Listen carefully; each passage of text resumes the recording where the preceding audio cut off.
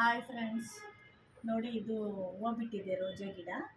ಇದರಲ್ಲಿ ಈ ಥರ ಇದ್ರೇ ಹೂವು ಬಿಡೋದು. ಈ ಥರ ಇಲ್ಲಾಂದರೆ ಬಿಡಲ್ಲ. ನೋಡಿ ಇಲ್ಲಿ ರೆಡ್ ಕಲರ್ ಇರಬೇಕು, ಈ ಥರ ಕಲರ್ ಇರಬೇಕು. ಇದಕ್ಕೆ ನೀರು ಗೊಬ್ಬರ ಎಲ್ಲ ಹಾಕಿದ್ದೀನಿ, ಚೆನ್ನಾಗಿ ಬಂದಿದೆ. ಇದೊಂದು 3 ತಿಂಗಳ ಗಿಡ ಆಗಿದೆ ಅಷ್ಟೇ. ನೋಡಿ ಇದು ಬಂದುಬಿಟ್ಟು ಈ ಥರ ಕಟ್ ಮಾಡಿಬಿಡಬೇಕು. ನೋಡಿ ಕಟ್ ಮಾಡಿ ತೋರಿಸ್ತೀನಿ.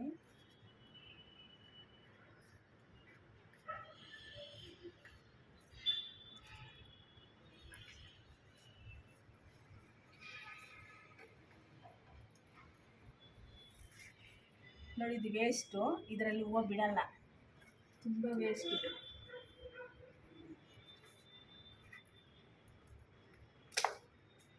ನೋಡಿ ಈ ಥರ ಕಟ್ ಮಾಡಿದ್ದೀನಿ. ಇವಾಗ ನೋಡಿ ಇದು ಹೂವು ಬಿಟ್ಟಿದೆ, ಇದು ಚೆನ್ನಾಗಿರೋದು.